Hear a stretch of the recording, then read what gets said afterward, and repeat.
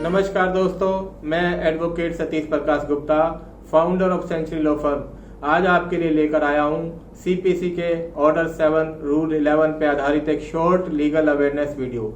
दोस्तों, सीपीसी के order 7 rule 11 में यह बताए गए हैं कि वह ग्राउंड्स कौन से हैं जिनके आधार पर प्लेंट को रिजेक्ट किया जा सकता है, यानी कि वह कौन सी गलतियां हैं या वह कौन सी कमियां हैं जो यदि प्लेंट में रह जाए, छूट जाए तो प्लेंट को रिजेक्ट किया जा सकता है। दोस्तों, सीपीसी बहुत वास्ट है, इसकी कंप्लीट नॉलेज होना लगभग असंभव है। इसी वजह से कुछ कमियां प्लेंट बनाते समय रह सकती हैं। आइए मैं आपको बताता हूं वह कौन सी गलतियां या वह कौन सी कमियां हैं जो प्लेंट बनाते समय ध्यान रखें ताकि हमारी प्लेंट रिजेक्ट ना हो। सबसे पहला ग्राउंड है cause of action. Cause of action होना और कॉज ऑफ एक्शन मेंशन करना दोनों डिफरेंट बातें हैं। दोस्तों, यदि हम कोई सिविल सूट डालते हैं तो उसमें कॉज ऑफ एक्शन होना बहुत आवश्यक है और साथ ही साथ उसको मेंशन करना भी बहुत ही आवश्यक है।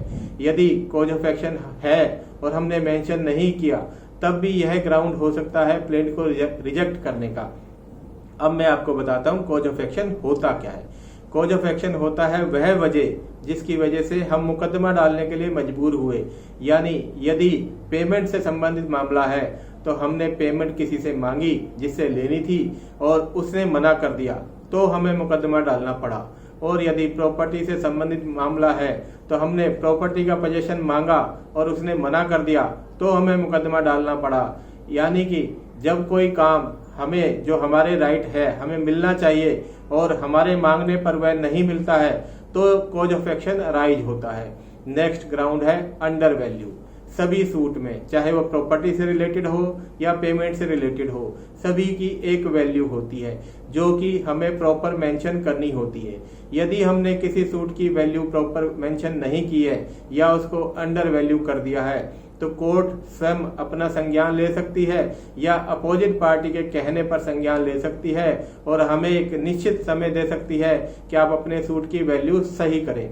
यदि हम उस समय के अंदर अपने सूट की वैल्यू को दुरुस्त कर लेते हैं तो हमारा प्लेंट रिजेक्ट होने से बच सकता है। और यदि हम उस निश्चित समय में कोर्ट द्वारा दिए गए समय के अंदर हम अपने सूट की वैल्यू ठीक नहीं कर पाते हैं तो हमारा प्लेंट रिजेक्ट हो सकता है। दोस्तों, नेक्स्ट ग्राउंड है कोर्ट फीस। हमने सूट को प्रॉपर तो वैल्यू किया है लेकिन उस वैल्यू के हिसाब से कोर्ट फीस फाइल नहीं करी या कोर्ट फीस कम फाइल करी है तो कोर्ट हमें एक समय देकर कोर्ट फीस फाइल करने के लिए बोल सकता है। यदि हम उस समय के अंदर कोर्ट फीस फाइल कर देते हैं तो हमारा सूट रिजेक्ट होने से बच जाएगा। लेकिन यदि हम उस दिए गए समय के अंदर कोर्ट फीस फाइल नहीं करते हैं तो कोर्ट हमारे एक सूट को बार कर सकती है या रिजेक्ट कर सकती है। दोस्तों, नेक्स्ट ग्राउंड है बार्ड बाय लॉ। कुछ मुकदमे ऐसे होते हैं जिनके लिए स्पेसिफिक एक्ट बना हुआ है। यदि वह मुकदमे सीपीसी में डाले जाएं तो वह बार्ड बाय लॉ कहलाते हैं और ऐसे मुकदमों को कोर्ट रिजेक्ट कर सकती है अपने स्वयं के संज्ञान से या अपोजिट पार्टी के कहने से। जैसे वह मुकदमे जो मकान मालिक और किराएदार के बीच होते हैं और जो डीआरसी एक्ट या किसी और स्टेट के एक्ट के तहत आते हों, या वह मुकदमे जो डीआरटी के तहत पाए जाते हैं या एनसीएलटी से संबंधित मुकदमे या किसी और ट्रिब्यूनल से संबंधित मुकदमे जो कि स्पेसिफिक उसी ट्रिब्यूनल में सुने जाने चाहिए, उनको सीपीसी में नहीं सुना जा सकता। यदि उनको सीपीसी के तहत फाइल किया जाए तो कोर्ट ऐसे मुकदमों को रिजेक्ट कर सकती है। और दोस्तों, नेक्स्ट ग्राउंड है डुप्लीकेट कॉपी।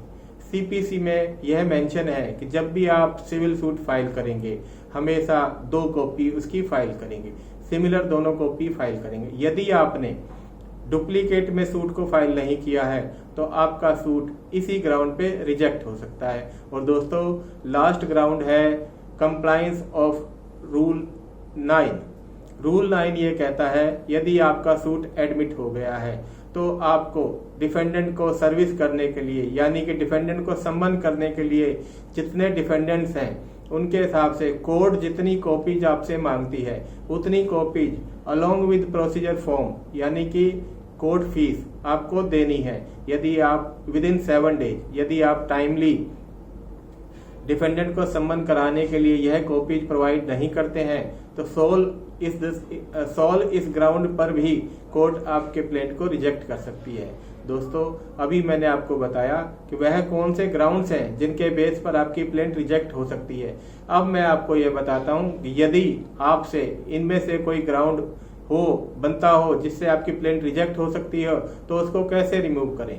दोस्तों, यदि आपके प्लेंट में कॉज ऑफ एक्शन तो है लेकिन आप मेंशन करना भूल गए हैं तो आप कोर्ट से परमिशन लेकर अपनी प्लेंट को अमेंड कर सकते हैं, जो कि ऑर्डर 6 रूल 17 में है। इस तरह से आप एक एप्लीकेशन लगाएं कि आप अपनी प्लेंट को अमेंड करना चाहते हैं और कोर्ट आपको परमिशन दे सकती है कि आप अपनी प्लेंट को करेक्ट करें, आप उसमें कॉज ऑफ एक्शन मेंशन करें। और यदि फिर भी कोर्ट ऐसा नहीं करती है या आपको अलाउ नहीं करती है, आप अपने सूट को withdraw with liberty to file fresh करके दूसरा सूट फाइल कर सकते हैं, जिसमें कि आप अपनी कॉज ऑफ एक्शन मेंशन कर सकते हैं। और दोस्तों, अंडर वैल्यू या कोर्ट फीस के लिए तो कोर्ट आपको प्रॉपर टाइम देता ही है, उस टाइम के अंदर आप इसको दूर कर सकते हैं। और यदि दिए गए समय में भी आप अपने सूट की वैल्यू ठीक नहीं कर पाते हैं या कोर्ट फीस नहीं जमा कर पाते हैं तो आप अपने सूट को विड्रॉ करके दोबारा फाइल करें। दोस्तों, ध्यान रखें, यदि आपको सूट विड्रॉ करना पड़ता है तो कोर्ट से परमिशन ले कि आप दोबारा सूट फाइल कर सकते हैं, यानी कि withdraw with liberty to file fresh ही करें। और दोस्तों, यदि आपका सूट बार्ड बाय लॉ है तो आपको यहां से सूट को विड्रॉ करके जहां भी जिस भी ट्रिब्यूनल में आपका सूट डलना चाहिए वहां पर फाइल करें और इस पॉइंट को भी उस सूट में मेंशन करें कि आपने पहले गलती से सीपीसी में सिविल कोर्ट के सामने यह केस फाइल कर दिया था और वहां से आपने with liberty to file fresh करके विड्रॉ किया है, इसीलिए अब आप यहां पर इस केस को फाइल कर रहे हैं। और दोस्तों, यदि आपने सीपीसी के तहत डुप्लीकेट में आपके सूट को फाइल नहीं किया है तो आप कोर्ट से परमिशन लेकर उसकी एडिशनल कॉपी कोर्ट में फाइल कर सकते हैं। कोर्ट आपको इसके लिए परमिशन दे सकती है। यदि कोर्ट इसके लिए परमिशन नहीं देती है तो इसमें भी आपके पास वही ऑप्शन है, आप इसको विड्रॉ करें with liberty to file fresh और फिर से फ्रेश सूट फाइल करें। दोस्तों, उम्मीद करता हूं आपको यह वीडियो अच्छी लगी होगी, यह एक नॉलेजेबल वीडियो होगी। और यदि आपको यह वीडियो पसंद आई हो, इसको लाइक करें, शेयर करें और हमारे चैनल को सब्सक्राइब करें। धन्यवाद।